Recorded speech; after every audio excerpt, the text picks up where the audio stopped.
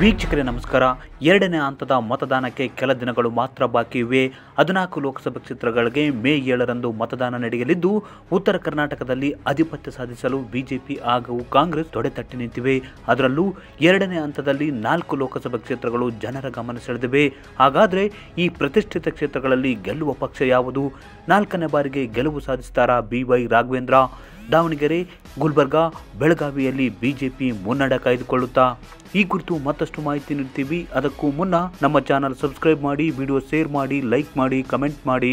ಮೊದಲ ಹಂತದ ಮತದಾನ ಮುಗಿಸಿರುವ ಬಿಜೆಪಿ ಕಾಂಗ್ರೆಸ್ ನಾಯಕರು ಉತ್ತರ ಕರ್ನಾಟಕಕ್ಕೆ ದೌಡಾಯಿಸಿದ್ದಾರೆ. 2019ರಲ್ಲಿ 14 ಲೋಕಸಭಾ ಕ್ಷೇತ್ರಗಳನ್ನು ಗೆದ್ದು ಬೀಗಿದ್ದ ಬಿಜೆಪಿ ಕಳೆದ ಚುನಾವಣೆ ಫಲಿತಾಂಶವನ್ನೇ ಮರುಕಳಿಸುವುದಕ್ಕೆ ಸಜ್ಜಾಗಿ ಅಖಾಡಕ್ಕಿಳಿದಿದೆ. ಇದರ ನಡುವೆ ಎರಡನೇ ಹಂತದಲ್ಲಿ ತೀವ್ರ ಕುತೂಹಲ ಕೆರಳಿಸಿದ್ದು ಶಿವಮೊಗ್ಗ, ಗುಲ್ಬರ್ಗಾ, ಬೆಳಗಾವಿ, ದಾವಣಗೆರೆ ಲೋಕಸಭಾ ಕ್ಷೇತ್ರಗಳು. ಮೊದಲನೇದಾಗಿ ಶಿವಮೊಗ್ಗ ಭಾರಿ ಸೌಂಡ್ ಮಾಡ್ತಿದೆ.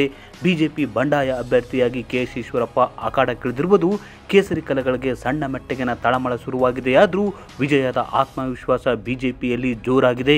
ಕಾಂಗ್ರೆಸ್ ಅಭ್ಯರ್ಥಿ ಗೀತಾ ಶಿವರಾಜ್ಕುಮಾರ್ ಗೆದ್ರೆ ಕೈಗೆ ಸಿಗುವುದಿಲ್ಲ ಎಂಬುದು ಮೈನಸ್ ಪಾಯಿಂಟ್. ಆದರೆ ಅಭಿವೃದ್ಧಿ ಕೆಲಸಗಳು, ಮೋದಿ ಅಲೆ, ಸಂಘಟನೆ ಹಾಗೂ ಅವರ ಕಾರ್ಯಚಟುವಟಿಕೆ BY ರಾಘವೇಂದ್ರ ಅವರಿಗೆ ಪ್ಲಸ್ ಪಾಯಿಂಟ್ ಆಗಿದ್ದು, ಗೆಲುವಿಗೆ ಯಾವುದೇ ಭಂಗವಾಗುವುದಿಲ್ಲ ಎನ್ನಲಾಗ್ತಿದೆ. ಅದರಲ್ಲೂ ರಾಘವೇಂದ್ರ 3 ಲಕ್ಷಗಳ ಅಂತರದಿಂದ ಗೆಲ್ಲುತ್ತಾರೆ ಅಂತ BS ಯಡಿಯೂರಪ್ಪ ಹೇಳಿದ್ದಾರೆ.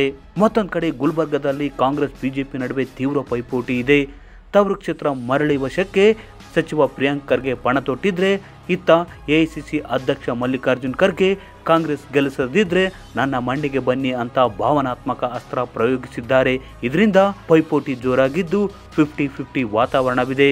ಜಗದೀಶ್ ಶೆಟ್ಟರ್ಗೆ ಆರಂಭದಲ್ಲಿ ಎದುರಾದ ಹಿನ್ನಡೆ ಈಗ ಮಾಯವಾಗಿದೆ.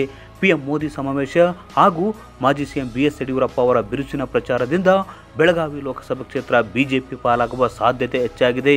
ಇನ್ನು 50-50 ವಾತಾವರಣವಿದ್ದ ದಾವಣಗೆರೆಯಲ್ಲಿ ಕಮಲ ಅರಳುವುದು ಕೂಡ ಗ್ಯಾರಂಟಿ ಎನ್ನಲಾಗ್ತಿದೆ. ಒಟ್ಟಾರೆ ಉತ್ತರ ಕರ್ನಾಟಕ ಮರುವಶಕ್ಕೆ ಬಿಜೆಪಿ ರಾಜ್ಯಾಧ್ಯಕ್ಷ BY ವಿಜೇಂದ್ರ ದೃಢ ಹೆಜ್ಜೆ ಇಟ್ಟಿದ್ದಾರೆ.